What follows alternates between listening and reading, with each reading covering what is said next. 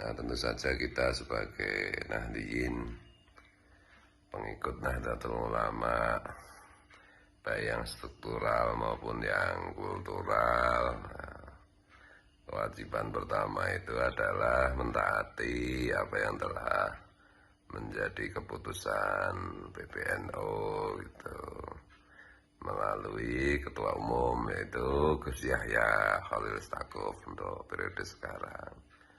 Apa yang menjadi arahan dari PBNU melalui ketum PBNU, ya kalau kita mengaku Nahdliyin baik kultural maupun apalagi struktural, ya tentu saja kita hukumnya wajib mematuhi samina wa ta'na gitu. Assalamualaikum warahmatullahi wabarakatuh. Seluruh bangsa dan setanah air, jumpa lagi di channel Jaga Teluk Pitu. Semoga dalam keadaan sehat, tak kurang satu apa. Salam sejahtera buat kita semua. Alhamdulillah Rabbil Alamin. Apa yang disampaikan oleh Gus Fuad Leret terkait dengan bagaimana kita berperilaku yang baik, menghormati sebuah dzurriyyah tanpa menyakiti sesama, menempatkan makom dalam posisi yang sebenarnya, justru inilah yang menjadi warisan leluhur bangsa ini. Orang-orang tua kita telah mengajarkan bagaimana hidup bersopan santun kepada orang yang lebih tua, kepada orang yang mempunyai tingkatan lebih tinggi daripada kita, tanpa harus mengagungkan sebuah nasab.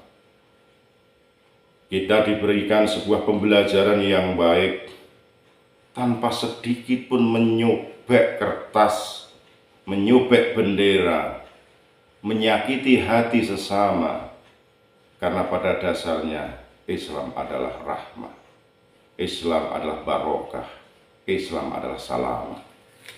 Kita semua diciptakan dalam keadaan sama tanpa busana. Hanya orang-orang tua kita yang mengajarkan di dunia ini wasilah mereka kita ada. Kita bisa menggulung menggelar jagat ini lantaran sebuah pembelajaran orang tua, guru, dan para pemangku kebijakan di negeri ini. Tidak seharusnya kita mengedepankan sebuah kaum, golongan, kelompok, nasab untuk membelenggu, untuk menciptakan sebuah kekuasaan tanpa batas, kekuasaan yang tidak terkendali dalam ranah di mana bumi dipijak, di mana langit dijunjung. Kita harus sama-sama mengerti bahwasanya di Indonesia ini banyak berbagai suku golongan, karena mereka tahu sehingga mereka tidak mengedepankan sebuah legalitas kenasaban, legalitas kesukuan untuk meningkatkan derajat sosialnya. Sebabnya kenapa kita mewanti-wanti kepada kaum muda untuk kritis, bagaimana mereka berguru tidak taklid buta, tapi menyerap sebuah ilmu tanpa mengurangi rasa hormat mereka kepada guru dan kaum-kaum yang lebih tua. Islam mengajarkan bagaimana taklimu ta'alim.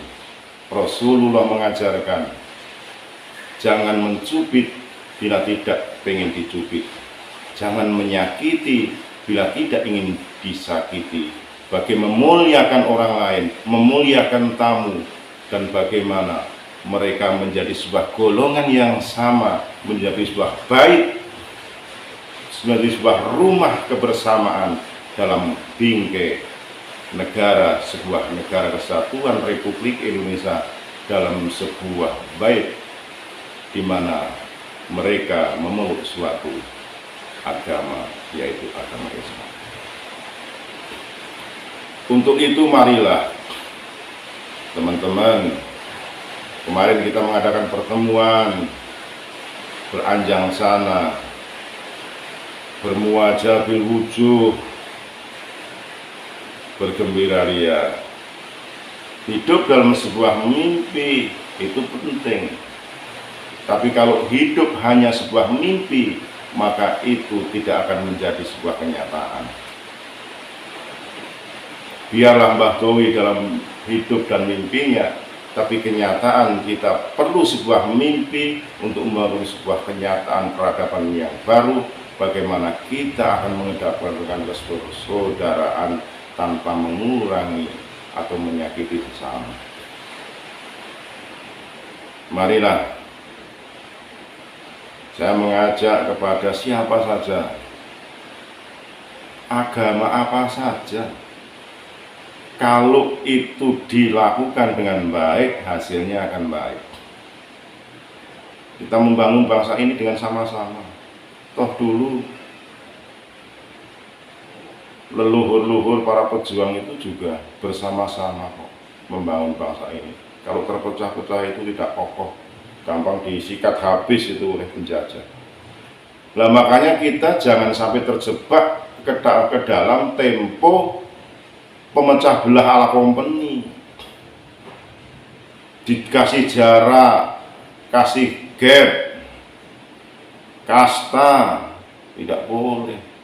Nanti akan timbul penjajahan baru lagi loh. Kayak Ndoro loh, ngabai loh.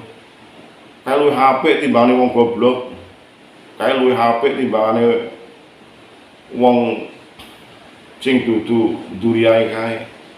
Mbok kae berbuat maksiat, mbok kae mau berbuat zina, mbok kae mau ini lebih apa gitu daripada 70 kiai, 70 ulama. Lah doktrin ngawur seperti ini. Ketoknya orang ngaji. Untuk itu jangan terjebak dalam satu pemahaman, jangan taklid buta kepada seseorang, pada golongan. Tetap berpegang kepada keyakinan kita, Islam itu rahmatan lil alamin. Kanjeng Nabi dulu menyebarkan Islam itu ya dengan berbagai cara. Ada pesan dari salah satu Habib menyatakan bahwa kalau jadi Habib itu harus siap, tidak baperan. Jadi Habib itu pelayan. Melayani tapi melayani. Jadi Habib itu tidak boleh baperan. Itu juga salah satu Habib, sebuah ketua organisasi yang menyampaikan. Jadi melayani tidak dilayani.